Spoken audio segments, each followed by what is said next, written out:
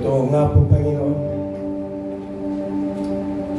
Walang iba na makapagpapalapit, O Diyos, sa amin sa inyong harapan, kundi ang yaman po ng iyong biyaya at grasya. At sa umagang ito, Panginoon, tunay ang kaluwalhatian ng iyong presensya ay makapangyarihan, O Diyos, na siyang lulukog sa lugar na ito habang ikaw, Panginoon, O Diyos, ay amin pong itataas, iluluklok, Panginoon, O Diyos, sa kaibuturan ng aming pong mga puso. Itataas ka namin, luluwalhatiin ka namin, ikaw ang Diyos, noon, ngayon, magpakailanman. Salamat po, O Diyos, sa iyong dakilang pag-ibig para sa bawat isa sa amin.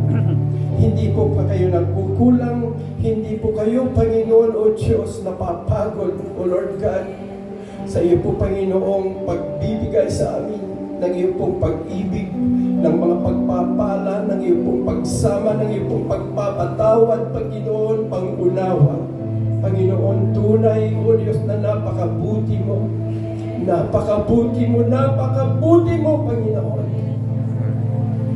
Wala po kami, Panginoon, kayang sabihin, kundi, O Diyos, napakabuti mo. Sa umagang ito, kilang Diyos, hayaan mo, nasayaman ng iyong biyaya at grasya. Abutin mo po, Panginoon, ang bawat isa sa amin na nandirito ngayon. Sa amin pong abang kalalagayan, nakikita mo, O Diyos. Sa lahat, Panginoon, namin pong mga inisip, mga ginawa, mga salita na amin pong nabigkas, sa amin pong pakikisalamuha, sa amin pong mga kapwa, pagkukulang namin sa inyo, dakilang Diyos. Naririto, amin pong isinusuko sa iyong banal. Panginoon, makapangyarihan ang iyong banal na dugo na tumigis sa krus ng Kalbaryo. Wala po kami, O Diyos, pinanghahawakan, kundi ang inyong pong pangako na sino man, O Diyos, ang magpapakumbaba sa iyong harapan ay iyong pong itataas. Salamat, Panginoon, sa umagang ito. Salamat sapagkat tunay, O Diyos, ipinagkaloob mo na po ang kalayaan, kapayapaan, kagalakan ng aming po mga puso upang sa umagang ito, O Diyos, ay patuloy ka namin iluluklok, Panginoon, sa aming po mga puso, Panginoon, pupurihin ka namin, sasambahin, luluwalhatin, pasasalamatan ka namin, O Diyos. Salamat. At hayaan mo, Panginoon, sa umagang ito, sa amin po, Panginoon, O Diyos, pagsamba, sa amin po, Panginoon, pagdiriwang, O dakilang Diyos, sa iyo pong pagkabuhay na maguli, bayaan mo, O Diyos, na manatili, Panginoon, sa amin po mga puso, Panginoon. Lord God, ang inyo po, Panginoong ginawa. Hayaan mo, O Diyos, na ang buhay na pag-asa ay manatili sa amin po mga puso.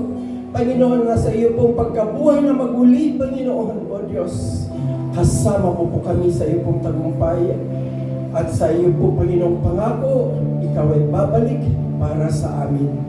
Panginoon, salamat, dakilang Diyos, salamat po. Amin po, Panginoon, ipinagkakatiwala ang iyo pong lingkod, Panginoon, O Lord God, na gagamitin mo, Panginoon, sa pangunguna, sa panambahan, O dakilang Diyos, at ang kanyang pong mga kasama, Panginoon, langisan mo ang kanya pong labi, ang kanila pong mga daliri, ang kanila pong buhay, Panginoon, O Diyos. Idaloy mo, O Lord God, ang anointing, Panginoon, sa bawat isa sa kanila upang sama-sama kami, O Diyos, na magpuri para sa iyo sa Espiritu at katotohanan. Panginoon, salamat po, O Diyos, salamat. At sa ipong lingkod na ipong gagamitin upang magpahayag Lord God, gamitin mo siya, Panginoon, na maging iyong labi. O Diyos, ipahayag niya ang iyong buhay na salita. O Lord God, salita mo, Panginoon. O Lord God, na alam namin, ito, O Diyos, ay parang apoy.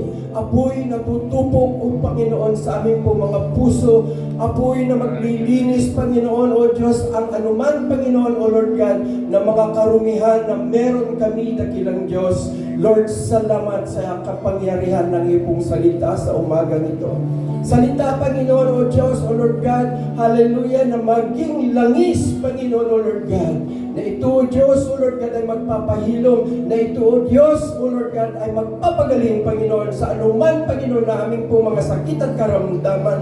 Panginoon, salamat, langis ng kapangyarihan, O dakilang Diyos, na lulukob para sa bawat isa sa amin. Salamat, salamat, O dakilang Diyos, salamat po.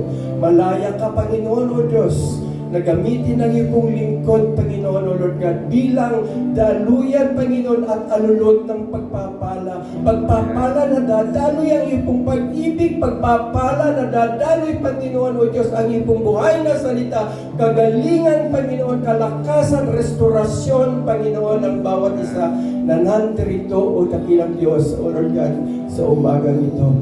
Abutin mo po, Panginoon, O Lord God, ang lahat-lahat ng mga kapatid kong nandirito. Alam ko, Panginoon, O dakilang Diyos, naririto ang bawat isa upang ika'y katagpuin, Panginoon, higit sa lahat. Panginoon, salamat po, O Diyos, salamat sa mga parating pa, ingatan mo sila, sa mga manunood sa kanilang pong mga tahanan. Lord, gabayan mo sila. Lord, thank you so much. Mula sa oras na ito, Panginoon, sa aming pong paninimula hanggang sa matapos ang gawain mo mamaya pa, Panginoon. O dakilang Diyos, pinagkakatiwala namin ang lahat-lahat. Lord God, ang kaayusan at pagkatagumpayan ng gawain ito ay sa iyo lamang, Panginoon, O Diyos, maaasahan. Lord God, ito ay aming pong sabot na lagi sa matamis na pangalan ni Jesus. Ang lahat ay magsabi ng Amen. Handa na nga po ba tayong magpuri at sumayaw para sa ating buhay na Diyos?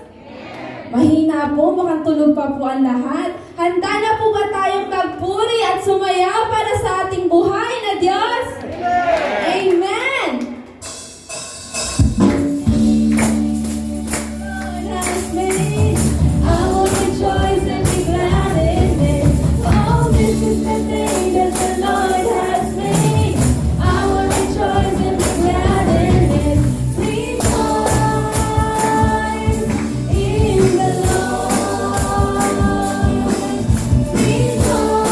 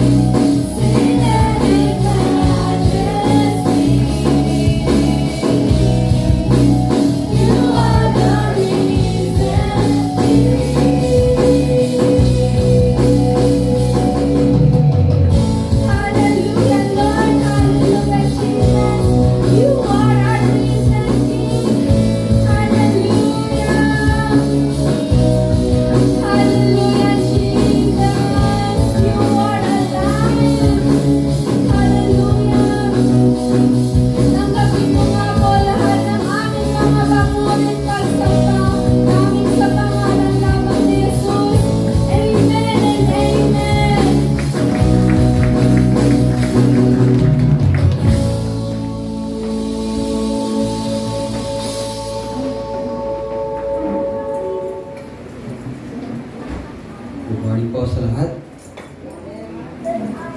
Greet mo nga yung katabi mo, Happy Easter. Happy Easter!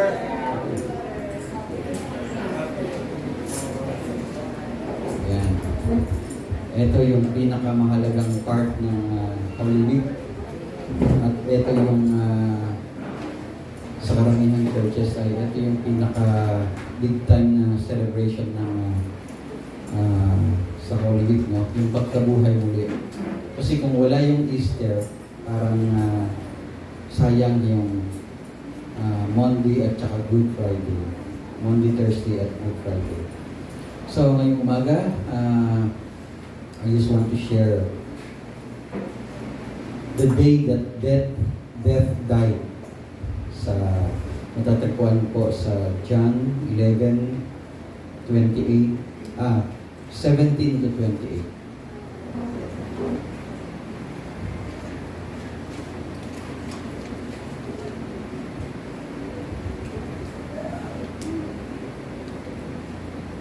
John 11, 17 to 28. Sa NRSV, sabi, when Jesus arrived, he found that Lazarus had already been in the tomb 4 days. Now, Bethany was near Jerusalem, some 2 miles away, and many of the Jews had come to Martha and Mary to console them about their brother.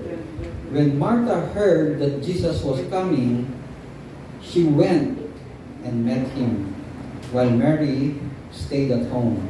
Martha said to Jesus, "Lord, if you had been here, my brother would not have died. But even now, I know that God will give you whatever you ask of him." Jesus said to her, "Your brother will rise again." Martha said to him, "I know that he will rise again in the resurrection on the last day." Jesus said to her, "I am the resurrection and the life. Those who believe in me, even though they die, will live. And everyone who lives and believes in me will never die. Do you believe this?" She said to him, "Yes, Lord, I believe that you are the Messiah, the Son of God, the one coming into the world." When she said this, she went back and called her sister Mary and told her privately, "The teacher is here and is calling for you." Purihin ng Diyos pagkakabasa ng kanyang salita. Let us pray. Father, we thank you for your goodness to every one of us this morning. We thank you for your word. We thank you, Jesus, that you have resurrected and that you have promised life to everyone who believes in you. Lord, may you anoint your servant now as you go to use as your mouthpiece. At Lord, hayaan mo nga po, Panginoon, na buksan ng puso at isipan ng bawat isa upang matanggap namin ang iyong mensahe. At Lord God, upang maging malinaw ang iyong salita para sa bawat isa. We thank you in Jesus' name. Amen. So, tinawag niya, yung teacher na pagkakatawag niya, sabi, the teacher is here, or rabbi, or master. Ito yung parang title na ginagamit na ng buong pamilya sa kanya, para sa kanya. Na pag teacher, ibig sabihin si Jesus na kakaagad yun. So, makita natin dito sa narrative na wala si Mary na nagpaiwan sa bahay. So, malinaw doon na makikita natin hindi talaga siya, kumbaga masakit sa kanya yung pangyayari na namatay yung kanilang kapatid na si Lazarus. And from these words, it appears that Jesus Christ had inquired for Mary, desiring to have her present doon sa pagsalubong sa kanya, that he might strengthen her faith. Pagkatapos niyang yung pagkatapos ninyang buhayin si Lazarus, yung pangyayari ito. And sabi niya, "I am the resurrection and the life." So, parang I am the author of resurrection. Ito, nagdedepende rin sa kanyang power at sa kanyang kalooban. And it may be said that I am the resurrection itself. Although hindi pa, sa narrative na ito, hindi pa nangyayari yung kanyang pagkabuhay kasi hindi pa nga siya namamatay. And this is a most expressive way of saying that the whole doctrine of salvation and the resurrection came from Jesus. And the whole power to effect it sa kanyang sariling resurrection mismo. And yung mga mananampalataya sa Kanya, kahit mamatay dito sa physical na katawan, ay mabubuhay. So mapapansin din natin na si John, na gamit niya yung pangalan ng ating Diyos in the Old Testament, which is I am, na halos mababasa natin sa buong John na nandun napakadaming I am. So I am the resurrection and the life. So isa po sa pinakakatakutan ng bawat tao, yung harapin ang kamatayan. Sino ba ang hindi natatakot mamatay? Mapansin nyo ito kahit sa bata, no? Yung bata na nilalaro tapos parang ganun-ganun dun sa na parang mahuhulog siya sa hagdan or sa ano, matatakot yun eh. Kasi nandun yung parang innate na sa ating mga tao na ayaw natin masaktan yung ating physical na katawan, ayaw natin malagay sa peligro, and the bottom line is ayaw nating mamatay. Yun. Kaya pinoprotektahan po natin yung ating buhay, ating kalusugan.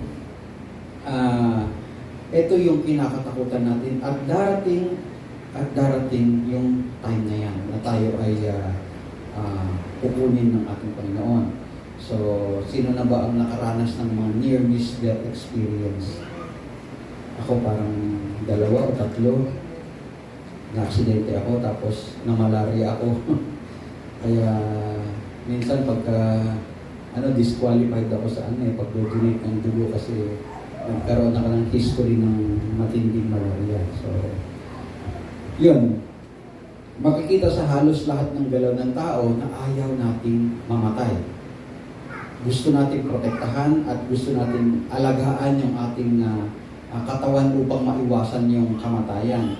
Subalit, gaano man tayo katagal na nabubuhay o mabuhay dito sa mundo, darating at darating tayo dun sa puntong yun. Maaring alam natin, maaring hindi natin alam. So, minsan nga, nasasabi ko sa aking asawa na napakapalad yung alam na nila na malapit na silang mamatay.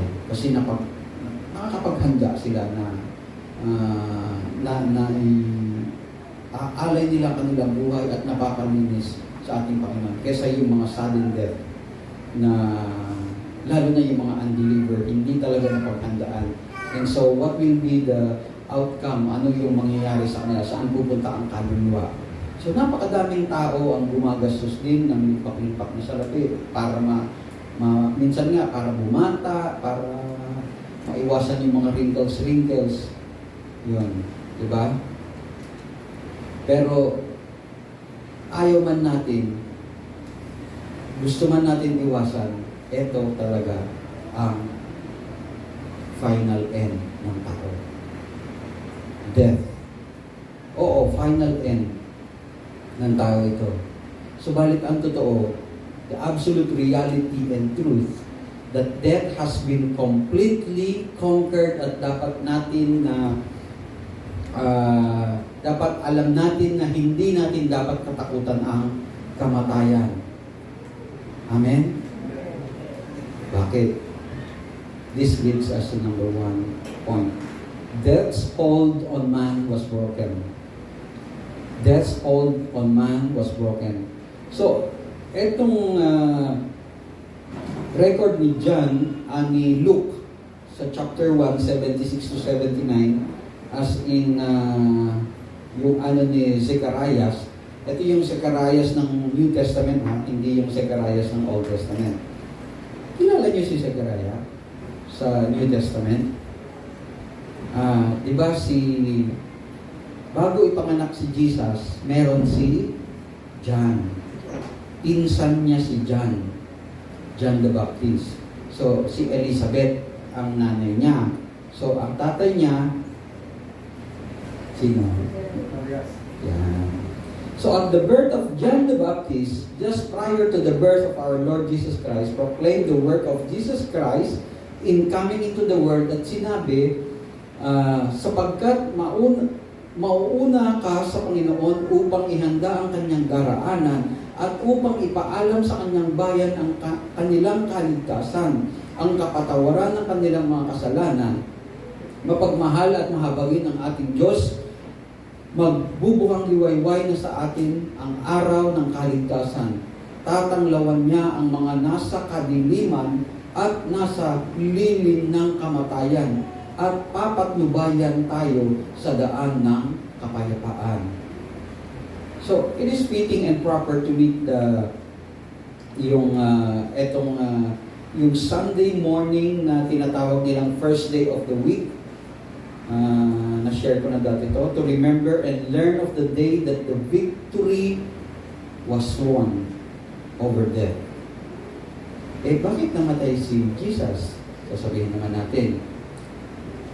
Balikan natin yung verse 25 tsaka 26. I am the resurrection and the life. Sino yung kausap niya dito? And those who believe in me, even though they die, will live, and everyone who lives and believes in me will never die. Alam natin na ang ating Panginoon ang author at siya yung pinagmulan ng resurrection. And before that, marami pang record sa Bible ng tungkol sa pagkabuhay ng mga tao. So, nung binuhay niya si Lazarus, anong ibig sabihin niya? It is like extending this physical life, itong physical na buhay ng tao. Pero, hindi man natin mabasa sa record, si Lazarus ay namatay pa rin. Amen? Dun sa Romans 6:22 to 23, but now that you have been freed from sin and slave to God, the advantage you get is sanctification. The end is eternal life. For the wages of sin is death, but the free gift of God is eternal life in Jesus Christ our Lord. So, ang makasalanang katawan na ito ay kailangan mamatay. Nakita niyo na yung point?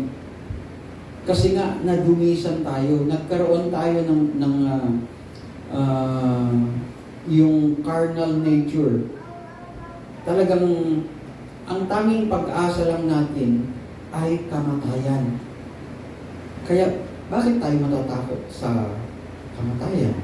So, kailangan mamatay itong pisikal na katawan na ito para i-regenerate ng ating Panginoon, mabuhay ka muli, at bibigyan tayo ng glorified body.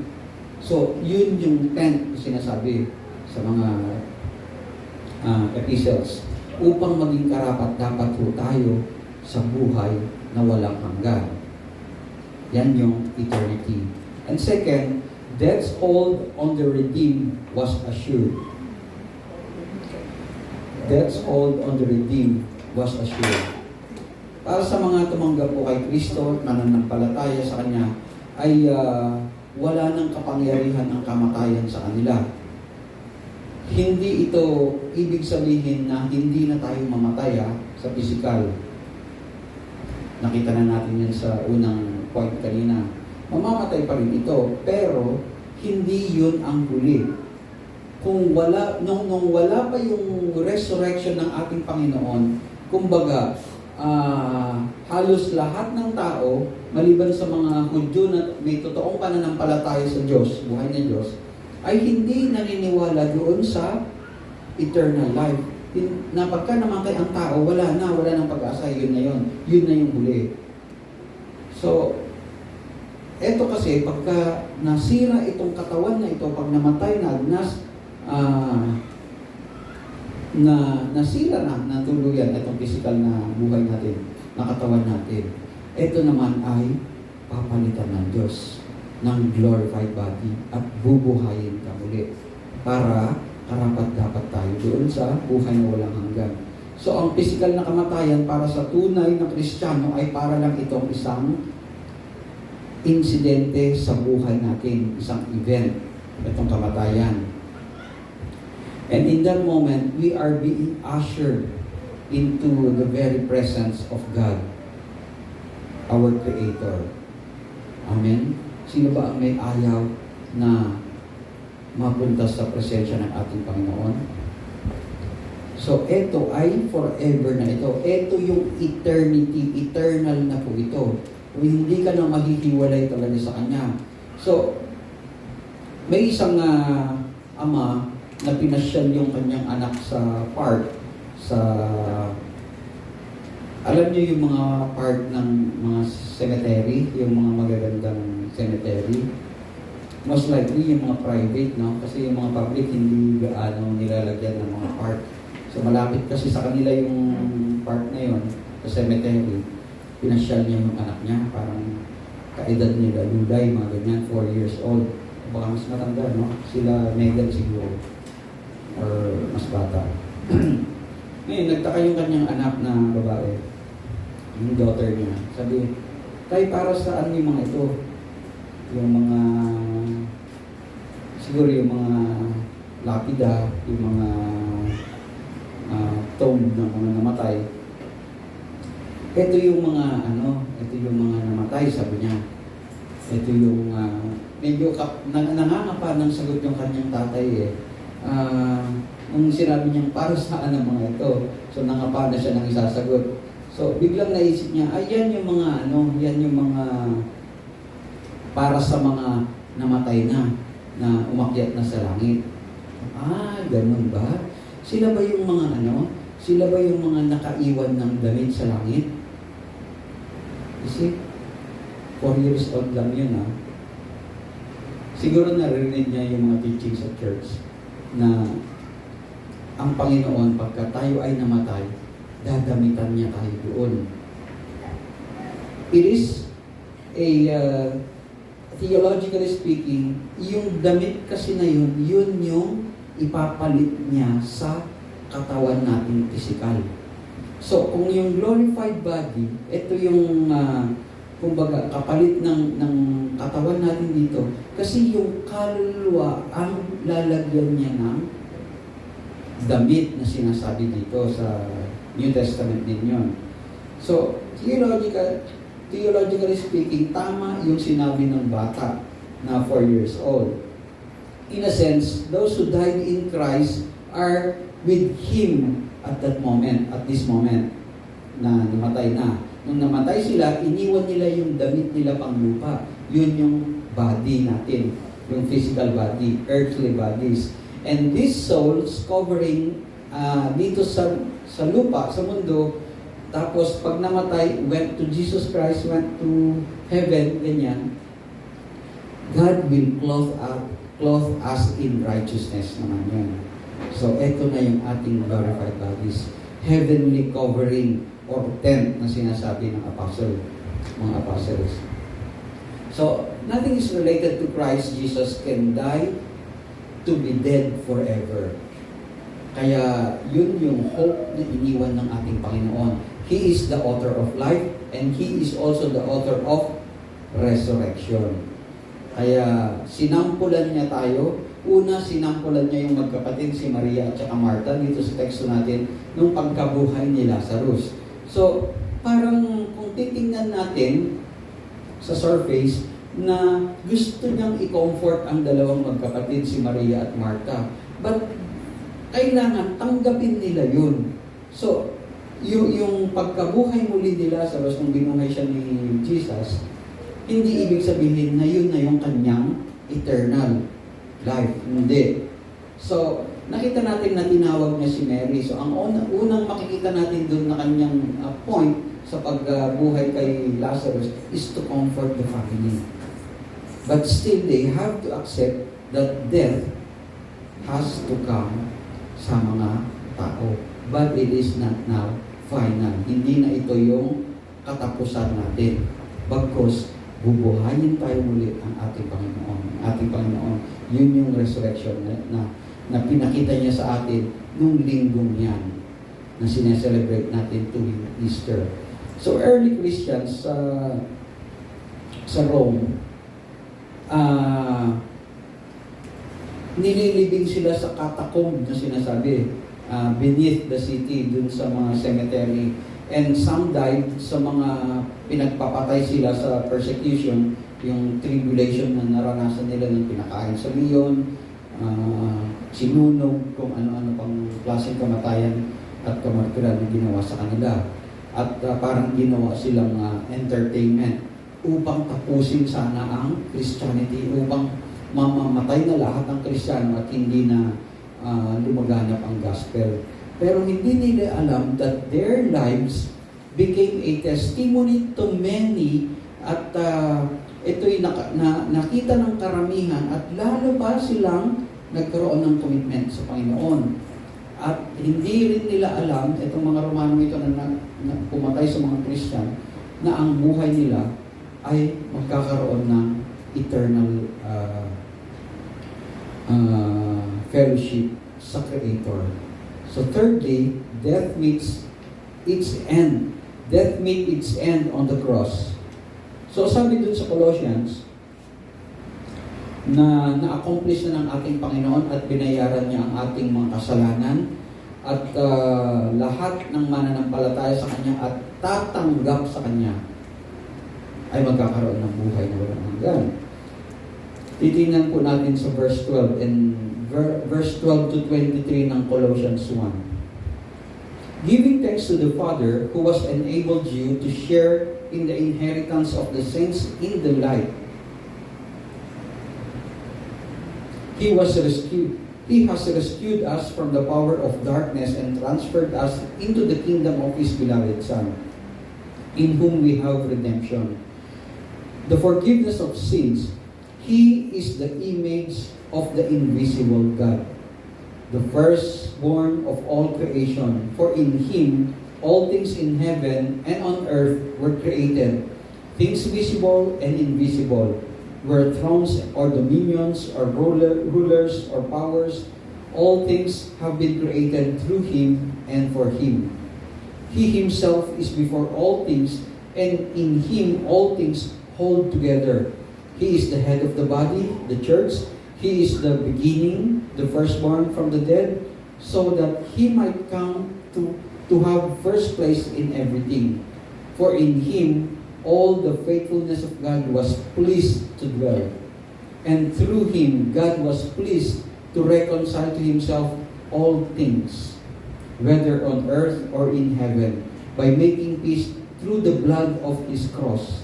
And you who were once estranged and hostile in mind, doing evil deeds, He has now reconciled in His fleshly body through death, so as to the present you holy and blameless and irreproachable before Him, provided that you continue securely established and steadfast in faith, without shifting from hope promised by the gospel that you heard, which has been proclaimed to every creature under heaven. So, sulat ni Pablo po ito. Namatay ang ating Panginoon upang mabigyan niya tayo ng eternal life. Yun yung solution kasi dun sa ating problema eh. Yung problema natin sa kasalanan, binigyan niya tayo ng solusyon. Imbes na tayo yung mamatay, tayo yung masira, tayo yung magkaroon, kasi pag namatay tayo, kung hindi niya ginawa yun, pag namatay tayo, diretso tayo dun sa eternal death. Ito yung sa impyerno, na eternal tayong magsasuffer doon dahil sa ating mga kasalanan. Pero kinuha niya yun, biro mo, ganun kabigat yun. Kinuha niya lahat yun upang maibigay sa atin yung eternal life. But the victory, yung lahat ng kanyang pagsasuffer, ito yung kanyang victory, yung kanyang pagkabuhay muli. And all sufferings that comes with it, kumbaga, tinapos na niya lahat doon sa kanyang pagkamatay. At nung nabuhay siya muli, yun na yung power ng Diyos na wala nang epekto yung kamatayan na yun sa atin. Yung kamatayan ng physical at saka yung spiritual natin na magkakaroon pa sana tayo ng eternal suffering. Wala na lahat yun. In-endure na lahat ng ating Panginoong Jesus yun. So hindi lang basta namatay, nagdusa muna siya. So, yung pagdurusa niya, kahiya-hiyang pagdurusa para sa isang kriminal. At hindi lang basta-basta kriminal. Kasi ano to capital punishment yung binigay sa kanya. Ibig sabihin, yung pinakamatinding punishment para sa pinakamatinding kriminal. So, tinuring siyang kriminal at hinatulan ng kamatayan. Yung kamatayan sa krus, ito yung capital punishment. Katumbas sa ating panahon, sino ba ang nakaabot dun sa mga death penalty? Yung mga electric chair. Yung naabutan ko rin yung lethal injection. Sino ba yun? Basta, yun. Kahit ang alam ko sa Amerika, meron din yun. Yung injectionan ka hanggang 6 yata yun, o 7, basta hanggang mamatay ka na. So, capital punishment yun. Biro mo yun, nasa death row siya. Pero, hindi nagtapos doon. Amen? Nagtagumpay siya at nabuhay siya muli. So, doon sila natakot. Kaya twinis nila yung kwento ng pagkabuhay muli. Merong mga extra biblical material na parang gimmick lang daw yung ginawa ng mga disciples at saka yung 3 babae na pumunta sa tomb. Pero hindi totoo yung pangyayari na twinis nila, pero hindi nila matwist yung katotohanan na nagtagumpay ang ating Panginoon. So in Christ, God was reconciling the world to Himself. Hindi niya binilang o hindi niya inisa-isa yung kasalanan natin na kailangan mong bayaran mo na yan. Hindi, inapos na niya lahat yun upang makamtan natin yung promise ng buhay na walang hanggan. Sa Romans 6:9-11, sabi doon na na-conquer na ng ating Panginoon yung death sa pamamagitan ng kanyang pagkabuhay muli. We know that Christ, being raised from the dead, will never die again. Death no longer has dominion over Him. The death He died to sin, once for all. But the life He lives to God. So you also must consider yourselves dead to sin and alive to God in Christ Jesus. Nakuha niyo po yung ibig sabihin ng mensahe ng Romans 6:9-11. Kaya yung kamatayan natin dito, yung physical, para makasama natin ang Diyos habang buhay. Ano ba yun sa walang hanggan, sa walang hanggan, yung eternal, na makakasama po natin siya. So, yun yung kagandahan doon. So, habang buhay pa tayo, alam na natin ito, and spiritually, yung pagkamatay na yun, yung lahat ng ginagawa ng carnal nature natin, ituturing na rin natin patay. Huwag na natin balikan yun. So, hanggat maaari, dapat ayaw natin mabuhay muli sa physical. Tama? Kasi habang nasa physical tayo, nandyan pa rin yung nature natin na masama. Kaya nga, napakahirap na sa buhay ng Kristiyano habang nandito kasi yun yung nilalabanan mo hanggang mamatay ka. And then, doon ka na lang magkakaroon ng victory. Kung ano yung naging victory ng ating Panginoong Jesus, yun din ang magiging sa atin, victory natin. Fourthly, the message of Christ's death and resurrection sa 1 Corinthians 15-53. For this perishable body must put on imperishability. Yun na yung glorified. And this mortal body must put on immortality. Yun na yung hindi namamatay. Which is, yun yung restoration ng tao from the original creation. Yung purpose na bakit na-create ng tao. When this perishable body puts on the imperishability and this mortal body puts on immortality, then the saying that is written will be fulfilled. Death has been swallowed up in victory. Where, O death, is your victory? Where, O death, is your sting?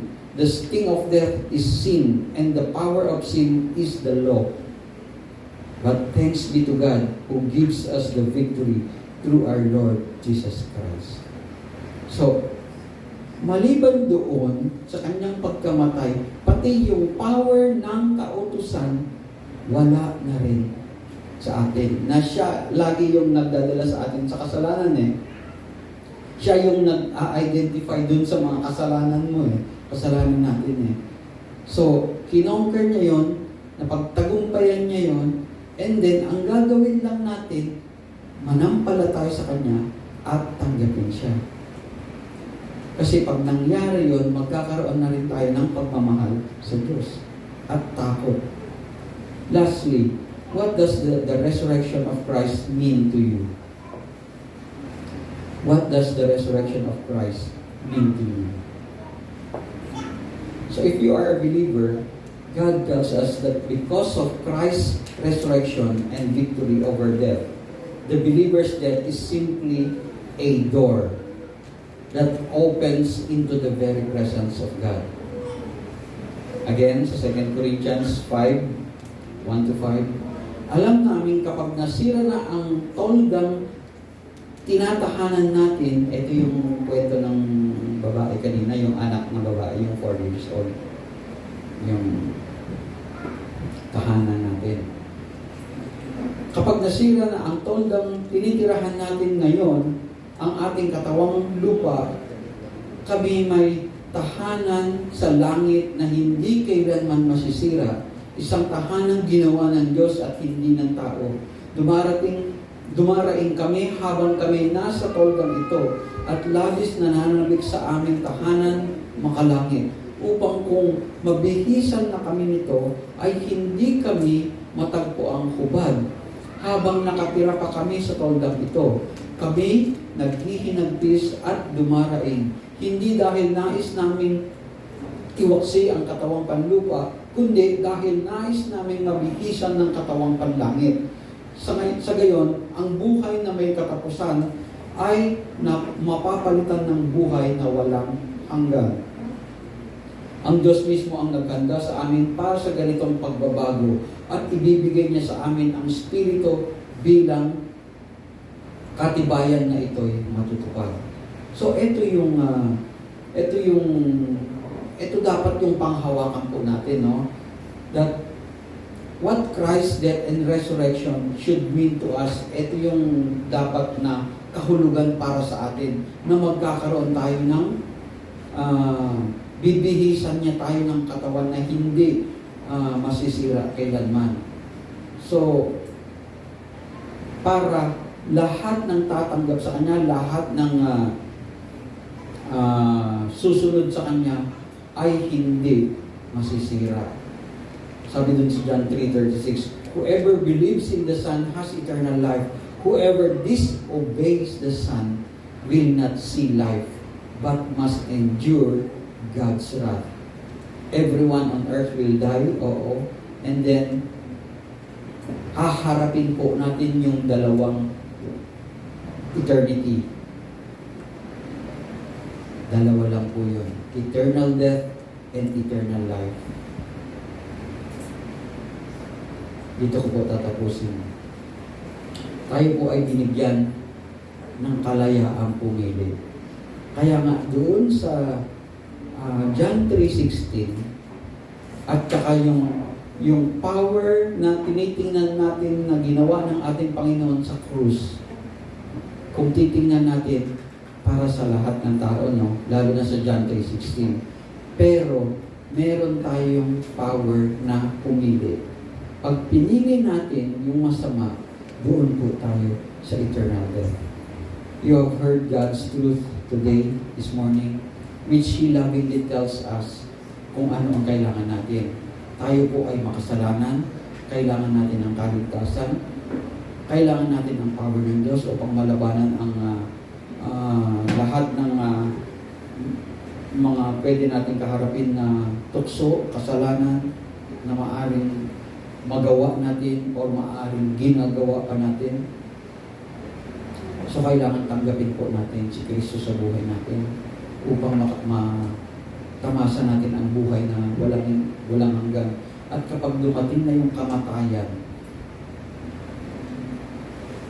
o dumating ka na sa puntong yun, alam mo ba kung saan ka pupunta? Yun yung pinakamahalagang question dun. Pag namatay ako, Lord, saan kaya ako pupunta? Sa langit ba o sa impyerno? So malinaw po ang desire ng ating Panginoon. God sent His only begotten Son to earth para magdusa at mamatay, para magkaroon po tayo ng eternal life. This is eternal life, that they may know you, the only true God, and Jesus Christ, whom you have sent. So, sa umagang ito, pwede po ba natin ilapit ang ating mga sarili sa Panginoon? Pagka wala pa siya, papasukin po natin sa ating mga buhay. Amen. Can we just bow in prayer? Father, we thank you for your resurrection. We thank you for that life, Lord God. At Lord God, binigyan mo ang bawat isa na pumili. Hayaan mo nga po, Panginoon, na bigyan nyo ng katalinuhan ng bawat isa upang piliin ka. Hindi ang diablo, mga kasalanan, mga tukso, mga masasarap na gawin na hindi kaaya-aya sa iyo, nagawa ng kaaway. Hayaan mo nga po, Panginoon, na magkaroon kami ng power upang piliin ang mabuti, upang piliin ka. Lord God, binubuksan namin ang aming mga puso. Pumasok ka sa aming buhay. Ipanalangin mo ito, kapatid. Sabihin mo sa Panginoon na pumasok sa buhay mo. At siya ang maghari sa buhay mo. We thank you, Father, for your goodness. We thank you that you have died for us, na binayaran mo ang aming mga kasalanan. At lalo kami nagpapasalamat at nabuhay ka muli. Na yan ang pinakita mo sa amin na mangyayari sa amin na nananampalataya sa iyo. We thank you and we give you all glory in Jesus' name. Amen.